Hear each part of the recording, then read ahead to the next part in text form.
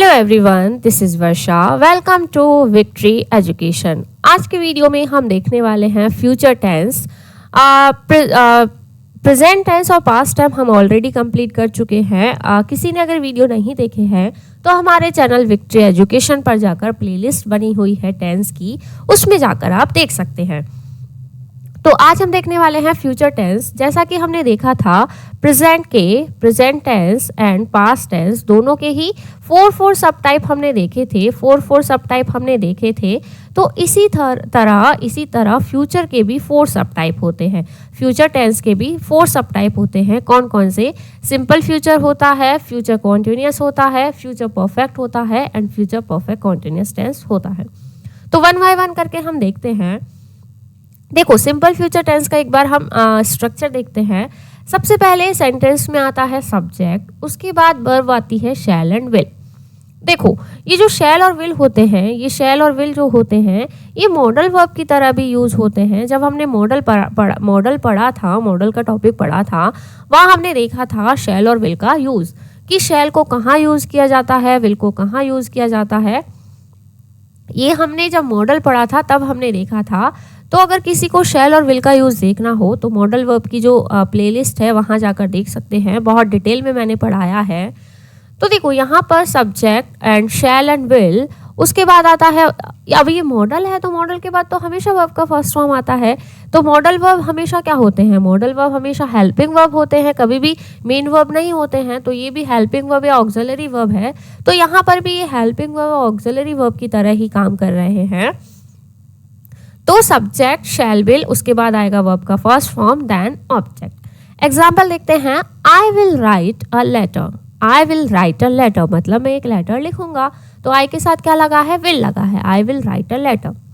He will go to school tomorrow. He will go to school tomorrow.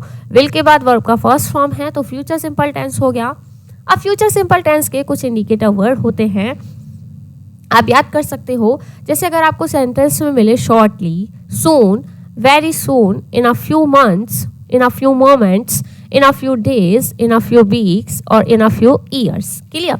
Tomorrow, next day, next week, next year and coming days, ये सब अगर आपको indicator words है।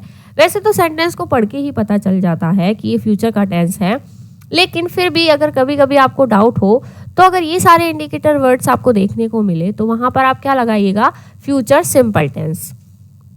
कुछ example देखते हैं इसके हम, उसके बाद हम कॉन्टिन्यूस को देखेंगे। देखो, we will meet very soon, हम बहुत ही जल्दी मिलेंगे। We will meet very soon. We will meet, meet क्या है? वर्ब का first form, very soon. I will be there next week, मतलब मैं नेक्स्ट वीक वहां पर होंगी या होंगा। क्लियर? तो ये क्या है? विल। विल के बाद वर्ब का फर्स्ट फॉर्म बी। अब बी वर्ब का फर्स्ट फॉर्म होता है, हैव वर्ब का फर्स्ट फॉर्म होता है, आर भी वर्ब का फर्स्ट फॉर्म होता है। ये कैसे होता है? ये जब हमने वर्ब का टॉपिक पढ़ा था, हमने वहां पर बहुत डिटेल में पढ़ा था कि वी, हैव, आर ये सब वर्ब के फर्स्ट फॉर्म होते हैं, प्लूरल फॉर्म होते हैं, सिंगुलर कुछ अलग होते हैं। तो ये वर्ब जब आप पढ़ोगे तब आपको क्लियर होगा। सेकेंड, नेक्स्ट एग्जाम्पल है, आई विल स्टार्ट। विल है, विल के बाद वर्ब का first form, start my study from tomorrow. Indicator word given है टुमारो, यहाँ भी है next week and very soon. These are indicator word of simple future tense. Clear? तो simple future tense में सिर्फ इतना ही है। आप क्या यूज करोगे? शैल एंड विल, और उसके बाद आएगा वर्ब का फर्स्ट फॉर्म। क्लियर? बी भी वर्ब का फर्स्ट फॉर्म होता है। फ्यूचर कंटिन्यूअस टेंस हम देखते हैं। देखो, सब्जेक्ट आएगा, फिर हेल्पिंग वर्ब तो हमेशा शैल और विल ही यूज होगा।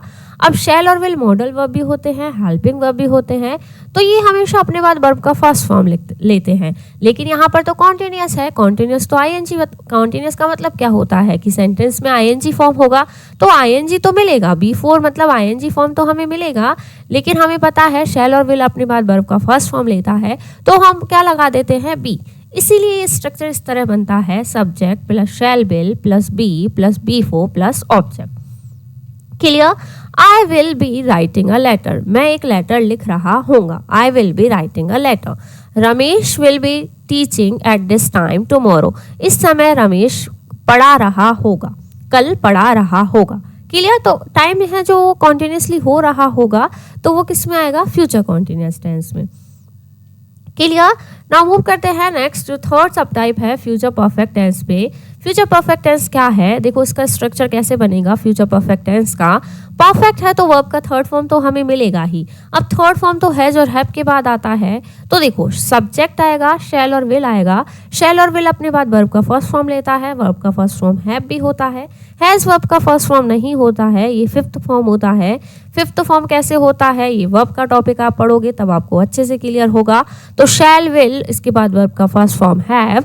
हैज और हैव अपने बाद हमेशा वर्ब का थर्ड फॉर्म लेती है। परफेक्ट है तो वर्ब का थर्ड फॉर्म लगा, देन ऑब्जेक्ट।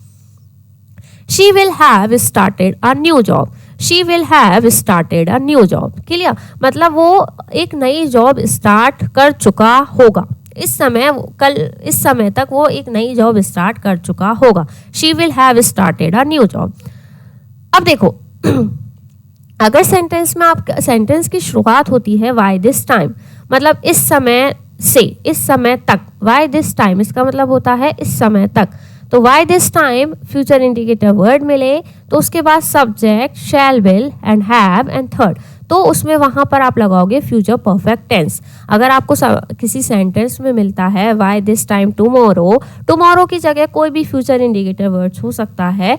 तो why this time tomorrow I will have written a letter, मतलब कल इस समय तक मैं ये लेटर लिख चुका होगा। काम कंप्लीट, काम क्या होगा, फिनिश हो चुका होगा। तो फिनिश हो जाने के सेंस में कौन सा टेंस आता है, परफेक्ट टेंस। तो विल आया, विल के बाद हैव आया, हैव के बाद वर्ब का थर्ड फॉर्म आया, तो ये हुआ फ्यूचर परफेक्ट टेंस। क्लियर। अब लास्ट हम देखते हैं फ्यूचर परफेक्ट कॉन्टिन्यूअस टेंस। तो फ्यूचर परफेक्ट कॉन्टिन्यूअस है तो वर्ब का आईएनजी फॉर्म मिलेगा, फोर्थ फॉर्म मिलेगा। अब फोर्थ फॉर्म हैज और हैव के बाद तो नहीं आता है, हैज और हैव तो अपने बाद हमेशा वर्ब का थर्ड फॉर्म लेते हैं। अब थर्ड फॉर्म लेंगे तो हम बीन थर्ड फॉर्म लगा के फिर क्या लगा देंगे, आईएनजी, क्योंकि बी और बीन के बाद तो आईएनजी आ जाता है। ये हमने वर्ब में पढ़ा था जब मैंने 27 हेल्पिंग वर्ब आपको पढ़ाए थे, वहाँ हमने पढ़ा था बी और बीन के बाद वर्ब का फोर्थ फॉर्म आईएनजी आता है जब हमारा सेंटेंस कैसा हो, एक्टिव। पैसिव की बात हम नहीं कर रहे हैं, पैसिव में थोड़ा अलग हो जाता है रूल, लेकिन जब सेंटेंस एक्टिव है तो बी और बीन के बाद आईएनजी फॉर्म आता है और आईएनजी फॉर्म को हम बोलते हैं वर्ब का फोर्थ फॉर्म। तो इसका स्ट्रक्चर कैसे बनेगा, subject plus shall will plus have plus been plus V four object. और देखो जैसे अभी तक हम पढ़ते आए हैं सिंस एंड फोर, सिंस और फोर हम पढ़ते आए हैं, लेकिन फ्यूचर में क्या लगता है, फ्रॉम, फोर या फ्रॉम लगता है टाइम के पहले। क्लियर। तो इसके एग्जाम्पल हम देखते हैं। एग्जाम्पल देखने से पहले थोड़ा सा इसको इरेज कर लेते हैं। इसके एग्जाम्पल देखो, वन एग्जाम्पल आपको गिवन है, इतना इंपॉर्टेंट नहीं है। I shall have been playing cricket from 25, मतलब मैं 2025 से क्रिकेट खेल रहा होऊंगा। मतलब इसका मतलब है कि मतलब आगे आने वाले समय की बात की है कि मैं 2025 से लेकर उस समय तक क्रिकेट खेल रहा होऊंगा। क्लियर है। तो ये जो फ्यूचर परफेक्ट कॉन्टिन्यूअस टेंस है और फ्यूचर कॉन्टिन्यूअस टेंस है, ये ज़्यादातर एग्जाम में नहीं पूछे जाते हैं।